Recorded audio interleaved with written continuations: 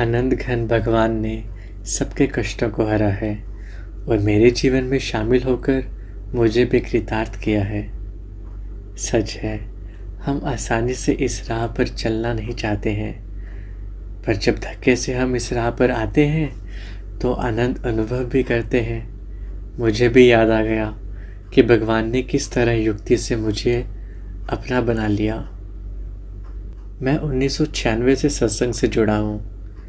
पहले मेरी पत्नी आती थी और वो मुझे बार बार सत्संग आने के लिए कहती थी। अक्सर बताती थी कि भैया जी सबको बहुत प्यार करते हैं। तब भैया जी सप्ताह में एक दिन हमारे शहर आते थे। इस बार मेरी पत्नी ने मेरी काम की छुट्टी करवाई और ज़बरदस्ती मुझे सत्संग ले आई। सत्संग पहुंचकर भैया जी के दर्शन किए और वो एक ही झलक में मेरे मन को भा गए। सत्संग भी बहुत अच्छा लगा। पहली बार ऐसी वाणी सुनी जो दिल को भी छू गई। एक दृष्टांत चल रहा था। नाव में संत और बच्चे जा रहे थे। तूफान आ गया, नाव डूबने लगी। बच्चे शरारती थे, संत के सिर में हाथ मार मार कर हंस रहे थे। संत का सहज स्वभाव, वो चुप रहे। जब नाव डूबने लगी तो सभी बच्चे चिल्लाने लगे, बचाओ बचाओ। आकाशवाणी हुई कि संत जी, अगर कहो तो नाव पलट दे, आपको हम बचा लेंगे और बच्चे डूब जाएंगे। पर संत ने कहा, अगर पलटनी है तो इनकी बुद्धि पलट दो। तब वहीं बैठकर मैंने भी भगवान से कहा कि मेरी भी बुद्धि पलट दो। अपने अंदर वाले को पता होता है कि मैं गलत हूँ। वहीं बैठकर मुझे आंसू आने लगे और भैया जी ने देख लिए। सत्संग खत्म होने के बाद जैसे सब उनसे मिल रहे थे तो मैं भी उनसे मिलने गया। भैया जी ने मुझे अपने पास बुलाया और पूछने लगे, क्या बात, भीग गए थे? मेरे फिर से आंसू निकलने लगे। मुझे खुद समझ नहीं आ रहा था कि उनसे मिलकर मेरे आंसू क्यों निकल रहे थे। घर में मेरी बुरी आदतों के कारण बहुत ही कलेश रहता था।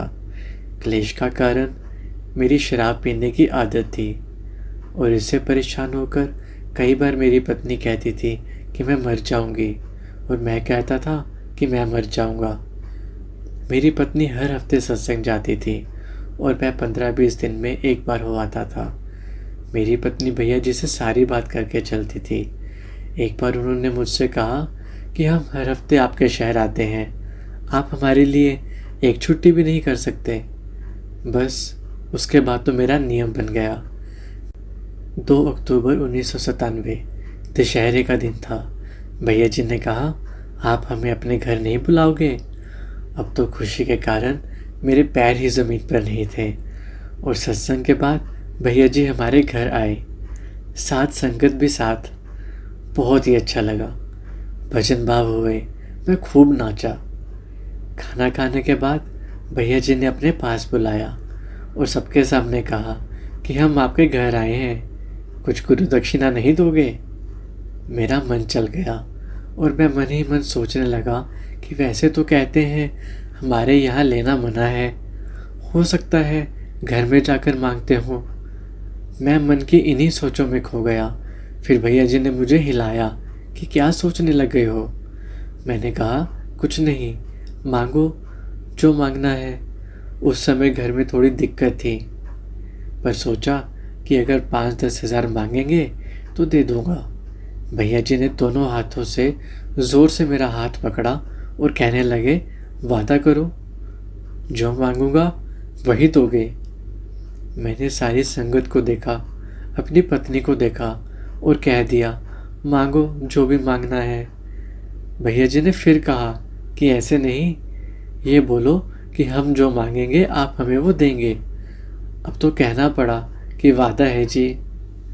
फिर भैया जी सारी संगत को कहने लगे कि तुम सब गवाह हो कि ये वादा कर रहे हैं, कहीं मुकर ना जाएं। मेरा दिल धक धक करने लगा। पता नहीं क्या कहेंगे, क्या मांग लेंगे। और जानते हो भगवान ने क्या कहा? उन्होंने कहा, आज के बाद आप शराब नहीं पियोगे, बोतल को नहीं छुओगे। मैं एकदम हाथ छुड़ाने लगा, पर भगवान ने ज़बरदस्त हाथ पकड़ कर रखा छोड़ने नहीं दिया। मैंने मना कर दिया कि मैं ये वादा नहीं कर सकता। बार बार पत्नी को देखो कि तूने शिकायत लगाई होगी। भगवान बोले, बोलो, वादा है ना। मैंने कहा, एकदम नहीं छोड़ सकता, आहिस्ता आहिस्ता छोड़ दूंगा। बोले, अगर सांप आपकी गोद में आ जाए तो क्या करोगे? एकदम झटके से फेंकोगे ना? बस ये भी सांप है, इसे भी छोड़ो। मैंने कहा, नहीं छोड़ सकता भगवान, इतनी आदत हो गई है। भगवान ने बड़े प्यार से समझाया, अब वादा करो, बाकी हम आपके साथ हैं, हम छुड़वाएंगे आपकी शराब। मैंने डरते डरते कह दिया, वादा। काम के सिलसिले में मैं रोज़ दिल्ली आता था। फिर भैया जी ने सत्संग का नियम भी बनवा दिया। अब तो सुबह शाम जैसे ही समय मिलता उनसे मिलने लगा। भैया जी ने सत्संग में कहा था कि गुरु से कभी कुछ भी नहीं छुपाना चाहिए, हमेशा सच बोलना चाहिए। भैया जी ने मुझसे पूछा, बताओ कौन कौन से दिन पीते हो या रोज़ पीते हो?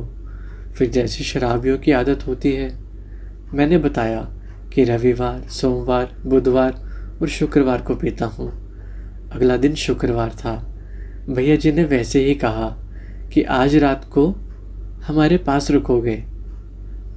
एक बार तो मन मना करने लगा कि मेरे पास कपड़े भी नहीं हैं। बोले, कोई बात नहीं, रुक जाओ, सब इंतज़ाम हो जाएगा।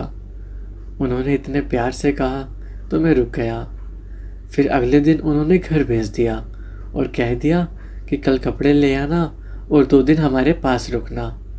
मन बहुत खुश होने लगा कि भैया जी मुझे रहने बुला रहे हैं। फिर मंगलवार को घर भेज देते और बुधवार को अपने पास रोकते। फिर अगले दिन घर। ऐसा सिलसिला काफ़ी दिनों तक चलता रहा। वो मुझे रुकने को कहते तो मैं इनकार नहीं कर पाता था। मुझे उनसे बहुत प्यार हो गया और ऐसे करते करते मेरी शराब छूट गई। ये गुरु की युक्ति थी। मंगल, वीर, शनि को हम नहीं पीते थे तो मुझे घर भेज देते थे और रविवार, सोमवार, बुधवार, शुक्रवार को अपने पास रोक लेते थे। गुरु के पास रहकर पीने का ख्याल ही नहीं आता था। बाद में समझ आया कि ये भी गुरु की युक्ति थी। जब शराब छोड़ी, घर में 3 बोतल रखी थी। फिर उनसे पूछा कि इनका क्या करूं, किसी को दे दूं? बोले, क्यों, हम तुम्हारी छुड़वा रहे हैं और किसी और को कैसे दे दें? इसे नाली में गिरा दो, फिर मुझे बताना। घर जाकर पहला काम ही यही किया कि तीनों बोतलों को नाली में गिरा दिया। अंदर से दम तो लगा पर खुशी हुई कि मैंने गुरु का कहना माना। गुरु का कहना माना तो खुशी भी मुझे मिली और घर में भी सुख शांति हो गई। बच्चे भी सत्संग से जुड़ गए। लाख लाख शुक्राना है मेरे भगवान का। भगवान ने मेरा जीवन ही बदल दिया। सत्संग के नियम की बड़ी उच्च महिमा है। उनकी अनंत कृपाएं और रहमतें महसूस होती हैं और विश्वास होता है कि जिस नैया का श्याम धनी हो, आप ही केवनहार, वो नैया पार समझो, बिना पतवार समझो। बहुत बहुत शुक्राने हैं भगवान के।